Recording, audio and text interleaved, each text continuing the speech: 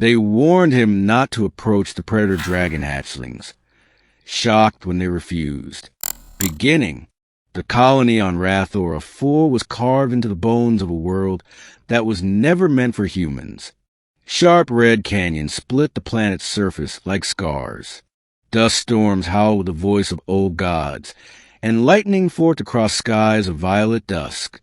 But none of that frightened the colonists as much as the dragons. They weren't the fire-breathing creatures of ancient Earth legend, but the colonists called them that anyway. In reality, they were six-limbed predators, sleek-scaled, with wings that shimmered like oil across water.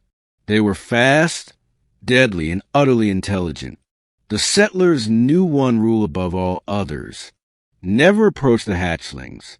Every outpost had a tale of a foolhardy miner or scavenger who strayed too close to a nest. The dragons defended their young with terrifying ferocity. Whole survey teams have been found scattered in pieces across the canyons, torn apart in silence before distress calls could be sent.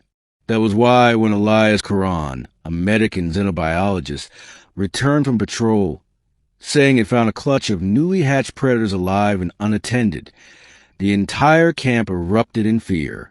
You didn't get close, did you? Commander Rains demanded, eyes wide.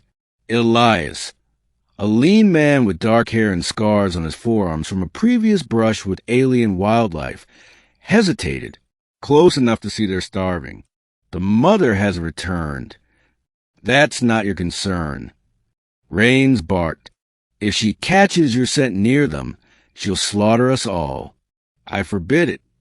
Around the mess hall, miners and techs muttered nervously. Stories spread like wildfire.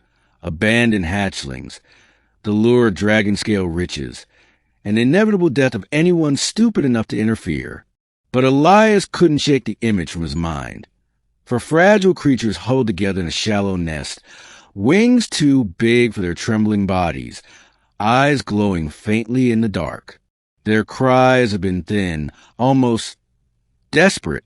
Something inside him refused to let them die alone. That night, while the rest of the camp secured the gates against the storm, Elias packed a medkit, protein rations, and a stun pistol he didn't intend to use. He told himself it was for research. The colony's survival depended on understanding the ecosystem of Rathora IV. The dragons were apex predators, yes, but what if there was more to them? What if humans could learn to live with them instead of in constant fear?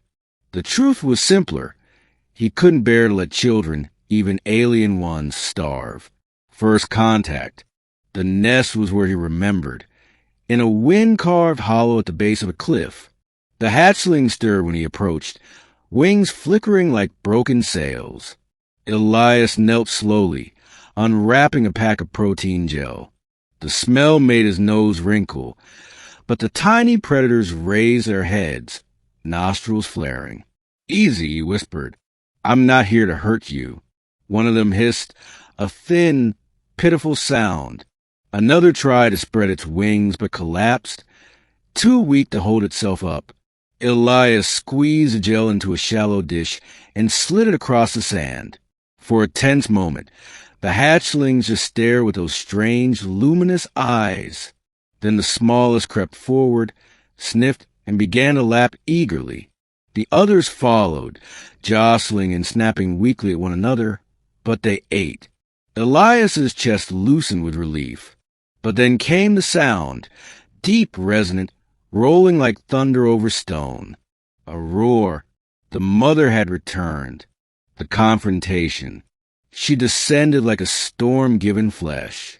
Massive wings blotted out the stars as talons crushed stone. Her scales shimmered between black and silver, catching flashes of lightning above. Elias froze, every survival instinct screaming at him to run. But he couldn't, not without dooming the hatchlings. The mother's eyes, molten gold, locked onto him. The stun pistol felt useless in his hand. She lowered her head, jaws parting to reveal rows of curved teeth. The nest shook with the vibration of her growl. I'm not your enemy, Elias said hoarsely, forcing himself not to move. I only fed them. They were starving. She stalked closer, each step rattling his bones. With a snarl, she lunged, then stopped inches from his chest. Hot breath washed over him. Her gaze flicked to the hatchlings, who chirped weakly, smeared with protein gel. Something shifted in her expression. Confusion? Recognition? Instead of tearing him apart, she reared back and released a piercing call that echoed across the canyon. The hatchlings answered. Elias realized with shock what had just happened. She wasn't killing him. She was accepting him, or at least tolerating him, because the hatchlings had accepted his food. The mother dragon stepped aside, wings folding, and watched silently as Elias placed another ration pack before the young. The unthinkable had happened. The predator dragon refused to kill him. Dangerous knowledge. Back at camp, Elias told no one. Rains would have locked him up for endangering them all, but he couldn't stay away. Night after night, he returned with food, careful not to bring anything that smelled of human habitation. The hatchlings began to recognize him, trilling softly when he arrived. The mother always appeared, looming in silence, her molten eyes never leaving him. He documented everything. Growth rates, feeding patterns, even the odd way the hatchlings imitated his gestures. When he waved, they stretched their wings. When he tapped the ground, they responded with chirps in rhythm. The bond deepened, and then the storm came, trial by fire. It was the worst on record. Wind shrieked like banshees, sand scouring everything in its path. The colony sealed its domes, terrified the storm would tear their structures apart. But Elias thought only of the nest. If it collapsed, the hatchlings would die. Against every order, he ventured into the storm. Visibility was near zero. Lightning split the sky in violet flashes. When he reached the nest, half the cliff had sheared away. The hatchlings were trapped under rubble, crying in panic. Elias tore at the stones with bleeding hands. One by one, he freed them, cradling their fragile bodies against his chest. The mother dragon appeared through the storm, keening in distress. Together, man and beast, they shielded the young until the winds passed. When dawn broke, Elias collapsed in exhaustion. Hatchlings nestled around him. The mother bent her massive head and touched her snout gently to his shoulder. It was not a threat. It was gratitude. Ending. Word spread in the colony. Soon enough. Miners scouting the cliff spotted Elias walking openly with the mother dragon pacing beside him, hatchlings scampering at his heels like oversized lizards. Panic gripped the settlement. Rains demanded Elias be exiled for putting everyone at risk. Weapons were primed, defenses raised, but the dragons didn't attack. They circled the colony at a distance, watching, protecting. When a rival predator, a massive razor beast, charged the perimeter one night, the mother dragon and her grown hatchlings tore it apart before it reached the gates. The colonists could no longer deny the truth. They refused to kill him. Elias told them simply, standing before the gathered settlers. Because I refuse to let their young starve. They are not mindless monsters.